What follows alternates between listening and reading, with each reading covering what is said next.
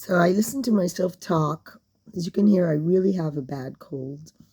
And I think, wow, if I didn't know myself, I would say, wow, that woman is crazy.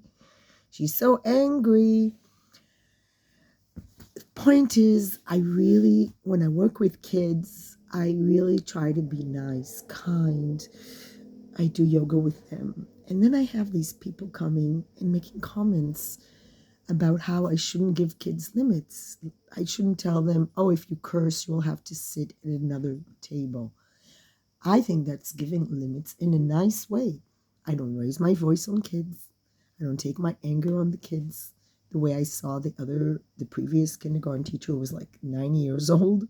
Because who else will, with a pension from Board of Education, who else could afford to live off 3,000 shekels a month? Um, so Not, it wasn't enough. They pay really low salaries. They demand so much from you. And what they demand is that you just erase yourself. Like, they don't care what you think. You just have to obey their ideas. And that, I think, is not the way you can proceed.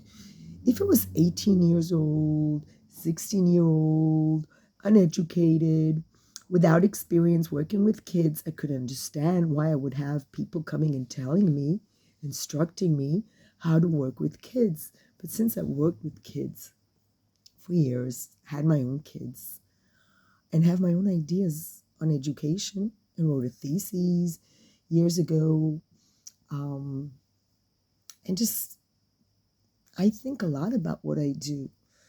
And when I work with kids, I think kids need limits and safety. And if children eat and talk, it's not safe. And then they tell me, no, kids should be allowed to talk. Then why do you say to them, don't talk? I don't understand why they tell the kids, don't talk, and then they let them talk. I think that's very wrong to say to the kids one thing and do another. And I don't believe in doing things they say because it doesn't make sense to me. And things have to make sense to me. And as I get older, I find that I really am very impatient about getting instruction from people who I don't believe have the authority to tell me what to do, except some organization like Vitso appointed somebody to be my inspector, my supervisor. But contrary to the Board of Education, where an inspector is actually, first of all, a teacher, here you don't need to be a kindergarten teacher before you supervise. And I don't know what the education level is, but I can guess, I can assume that somebody who's educated wouldn't speak like that to people, wouldn't command them, but would sit aside, write down notes, and after the kids go home, sit and tell me comments, um, reflections on how I do things, and not make comments in front of the children. So the children hear that whatever I do, if I say black, they'll say white. If I say don't talk when you eat, they'll say talk when you eat. If I want to put a story on for them when they eat, don't do that. If I want to put music on, don't do it. Even if I have a cup of lukewarm coffee, because I need that when I work, I'm not allowed to do that. Even though it's not, I have more sense than to put boiling drink where kids are. And I had a really hard time communicating with the assistant. She just ignored me, and she would just wash the floors again and again. And it was very odd for me. I even took a photo, and then she started to say, don't take photos of me. And it was like, why shouldn't I? They say you're not supposed to wash the floors when the kids are there because, of course, they can fall. I was really afraid to even go to the bathroom because the floor was constantly wet. But instead of listening, she was just then complaining about me, saying how I couldn't handle the kids. Of course, I couldn't handle the kids when I'm on my own with kids that, frankly, So my age, it was just really hard for me to understand how kids could just really not do what they're told at all. Because I worked kindergartens and kids never was so disruptive and so badly behaved as these kids of very privileged families. I mean, clearly these kids, they traveled to France and America and what the heck, and Dubai. They were telling me stories, and yet they had no ability to sit down.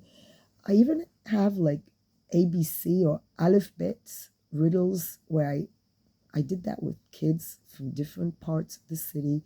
Never had a problem. The kids liked it. And these kids just couldn't sit. They couldn't do yoga more than 1 second. They would just be jumping around. And I saw that the yoga teacher who came in couldn't do anything with them. They were very young girls. And here, experience is key. I've seen again and again how young girls, they're like 25, 26, try to handle kindergarten kids and able to do so. I've actually never seen one who could control the kids of any kindergarten enough that they could do things properly. I haven't seen any. And music teachers I've seen were very successful with kindergarten because I think music is very good. But as I said, I wasn't allowed to use music. No, you can't put music on. Music is too loud. Yeah, the kids were screaming. And I just tried to put classic music on or anything. I don't know if you tried to be in a room with 30 screaming children who just have no limits. And the size of the room was half the size of my living room, and my apartment is small. So can you imagine putting like 30 kids in a room? Let me think how, well, should be about 25 square meters. Could it be? I don't know. I haven't measured it, but it was quite small. And it's not an empty room. It's full of tables and toys. And I believe children need movement. I believe kids have needs to move around, to be free, to play games. And they just expected them to do a program after the whole day they're sitting in a kindergarten. And I know what it's like because I used to give morning kindergarten. And you give them activity, they listen to stories, and it's just really tiring from 2 o'clock till 4:30 to continue to sit around. I think they need to just chill, draw, and play, and they just constantly dictate to me what I should do when I'm the one working with the kids. They didn't care what I thought. And it's okay if you're in the military, let's say a supermarket, but here this was supposed to be an educational setting where you're supposed to give kids um, like a place that's safe and fun with limits. But limits was not allowed. I wasn't allowed to tell a child that curses to sit at another table. I don't think it's abusive to tell somebody to sit at another table if they're sitting and cursing again and again. I really don't appreciate the intervention the way it was done. Now, I could be calm now, but at the time, when the kids are screaming, and then you have somebody coming from the outside commanding you, and if you disagree, just telling you to leave, I found it humiliating, yes.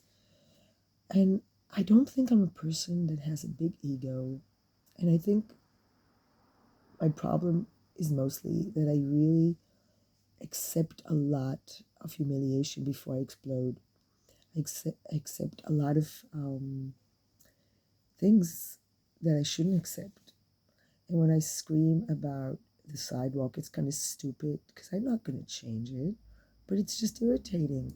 I just heard a story tonight about a dog that was run over in Hayakon by coconuts, these two-wheel electrical gadgets, and people just ran into this dog who was 10 years old, and he had to be put down. He was so badly injured, didn't even stop. And the same thing happens with people too, by the way. People get injured. It's not reported on the news media because it's not news, But the fact that I'm scared is a very real fear. It's not like a psychiatric disorder if you're afraid that coconut or a bicycle runs into you when they just zigzag and the person is talking on the phone and they just zigzag on the sidewalk and they don't even see you. And this is in daylight. You can imagine what's happening at night. I've become apprehensive about going out with my dog at night for a walk because when it's dark, they just run really fast and I'm really afraid of getting hit by a bike.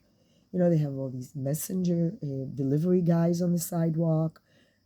There's no lights on the sidewalks where I live. It's a really wealthy part of Tel Aviv. They don't put um, lights.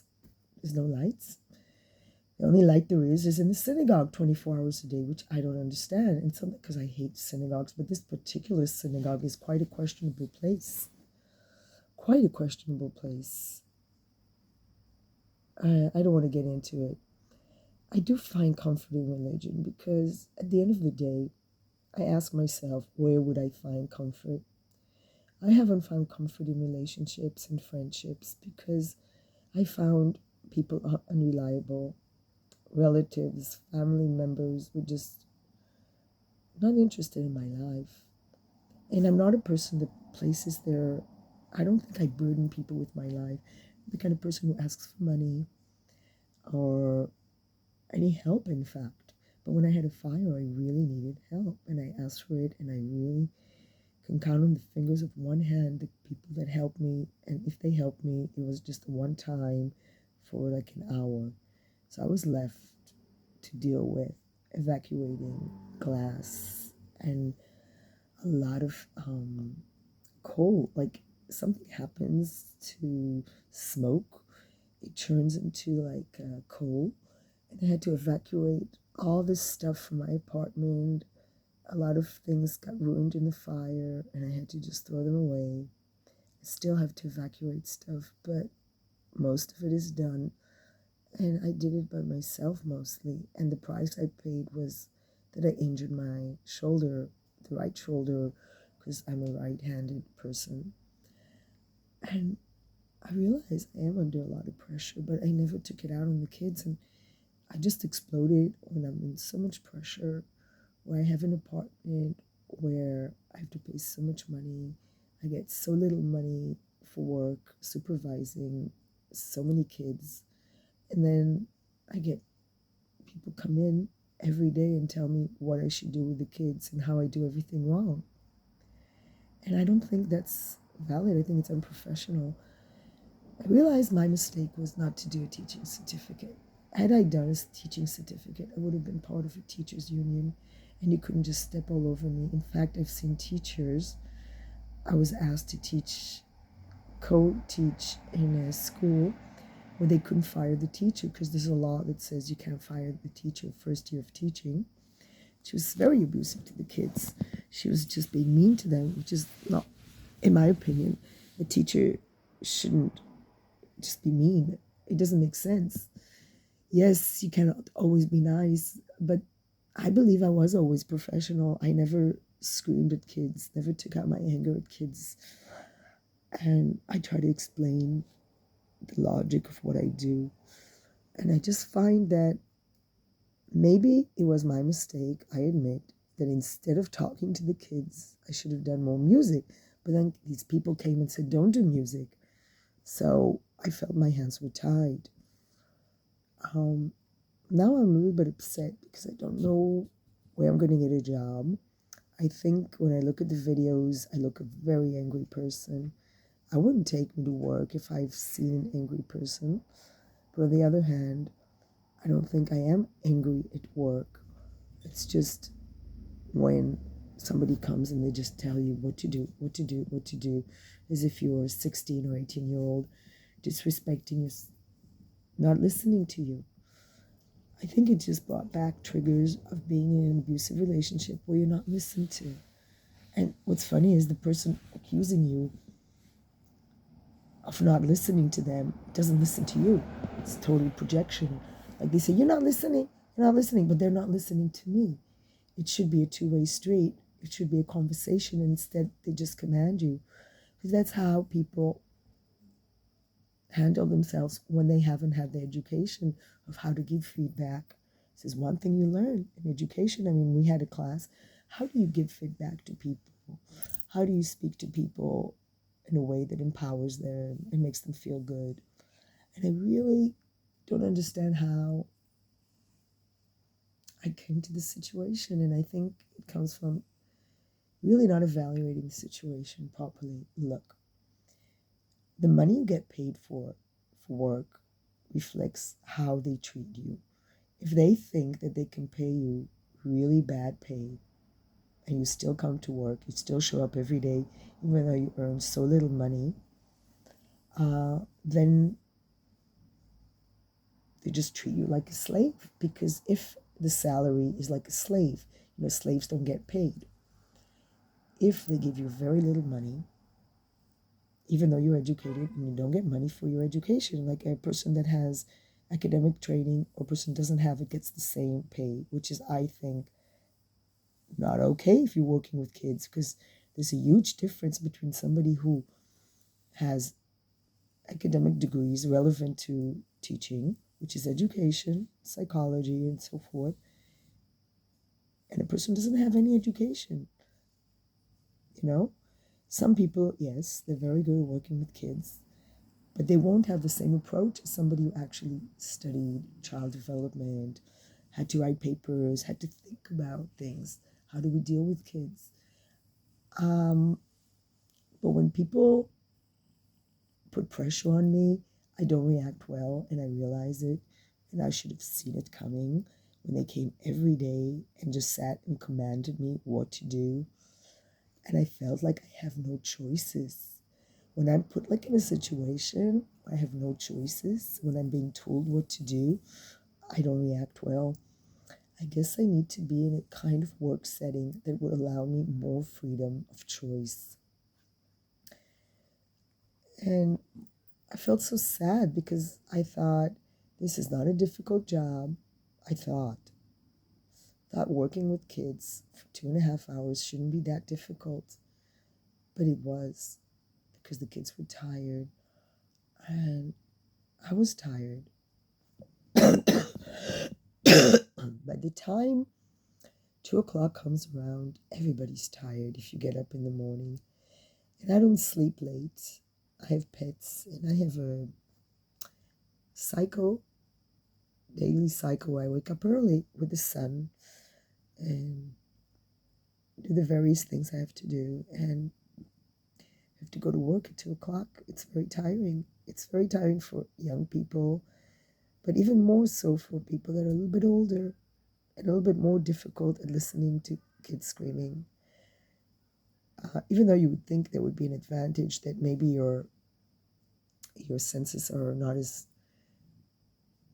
strong. You don't hear as well as you did when you were younger, perhaps. But I still have very sensitive ears, and being in a room with screaming kids, and the fact that I'm sick now is because the kids also cough and sneeze, and they have parents that are sick with corona even, and they don't care. They send them to. There's no more laws anymore that if a person who has corona, they don't have to all isolate. So I've been exposed to all kinds of germs, and it's not because I'm paranoid, but it's reality. Is I am sick. I have a sore throat. I have a headache, and it's just like I went to work anyway because they depend on me and I needed the pay. But then when this woman just kept pushing and pushing and pushing me, I just exploded, and I just said, I can't do this work. Can't work with people just sitting and telling me what to do. Yeah, if I was rational, I would think I need the money, shut up, but it's such little money. And the point is, once you start accepting the fact that this is what you're worth minimum wage, even though you have a master's degree, and working in something that you don't really enjoy. I don't think you can work with kids and not give them limits, because otherwise they can just, I can't imagine just being nice to the kids and letting them get away with whatever behavior they want. And it's very bad that you come from the outside, you're not there every day, and then you just come in, instead of sitting back and observing, you just immediately react. I think it comes from the fact that they were not trained professionals. Because if you're a trained professional, you take time, take notes. It's what I've seen done in the Board of Education, and then you get fed back to the teacher. Now, I do think I have skills that allow me to work well with kids. I think I'm very good at talking to kids. I'm very dramatic, I'm fun, I sing.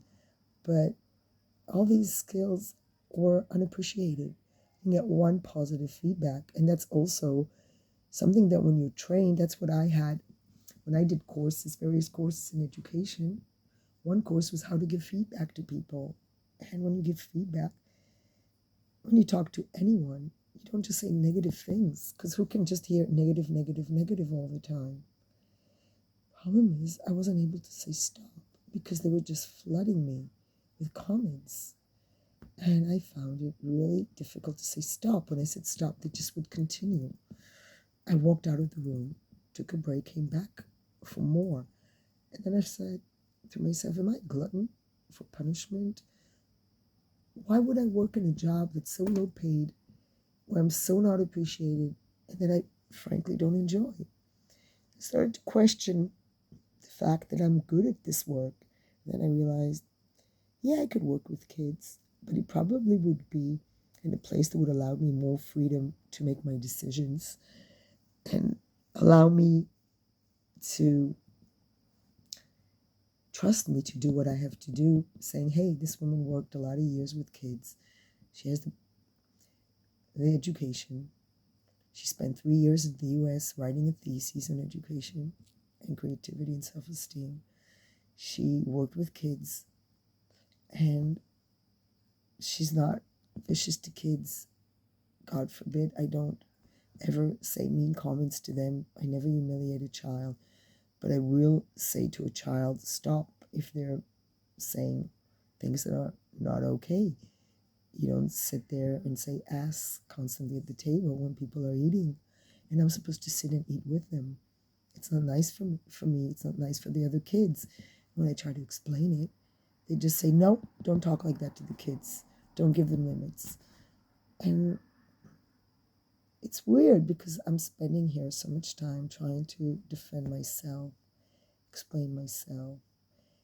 And it's crazy because I should be, at this stage of my life, I should be confident enough to say, this is not the proper workplace for me.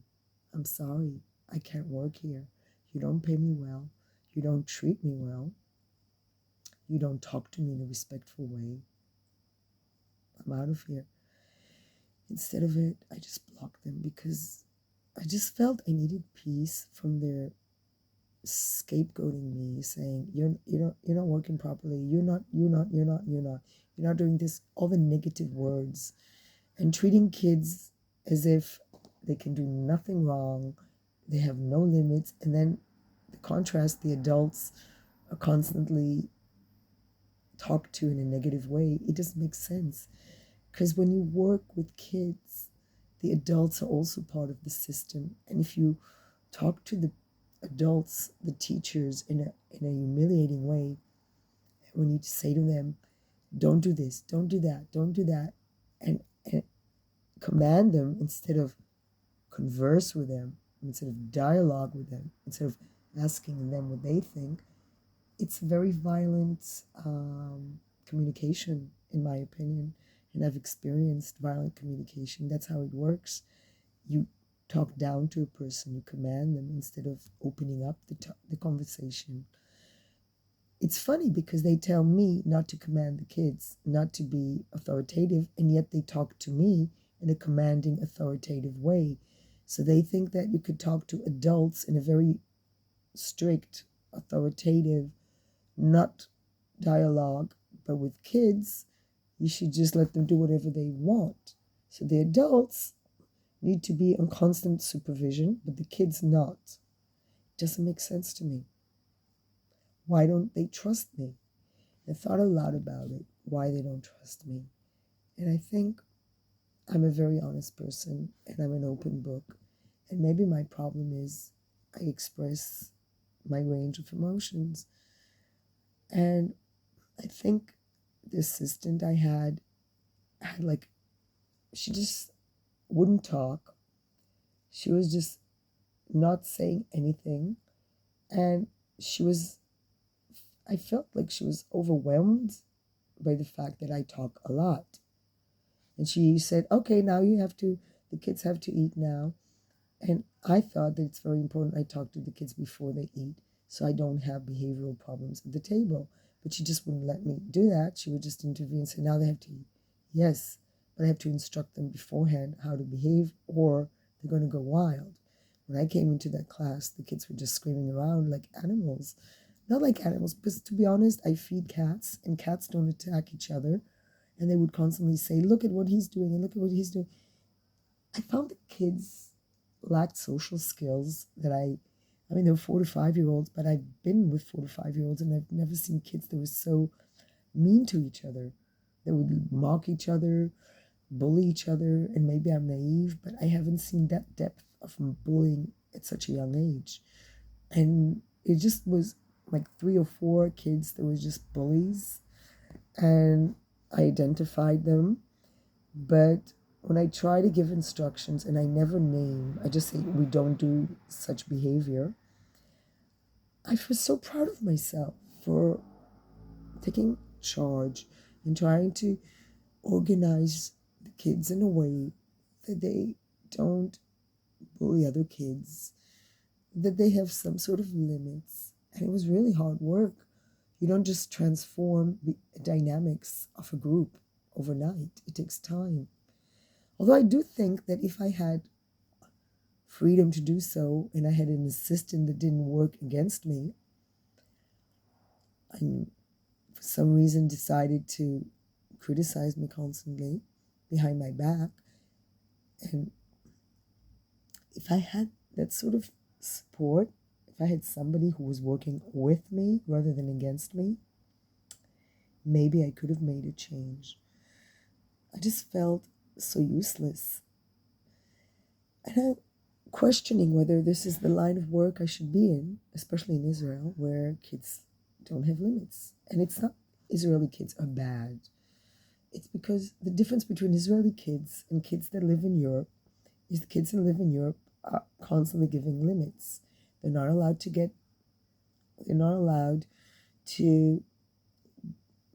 go somewhere. They're supposed to eat, and they're not allowed to go anywhere until they finish eating. They're not allowed to talk loudly. They're not allowed to do so many things. And then they learn limits. The problem is the screaming is really, it's a reflection of the society. People here are so loud. And I think I'm a very sensitive system and I really react to yelling. Other people maybe do not react. They have a thicker skin. I don't think I can work in settings that are loud. I don't think a lot of people can.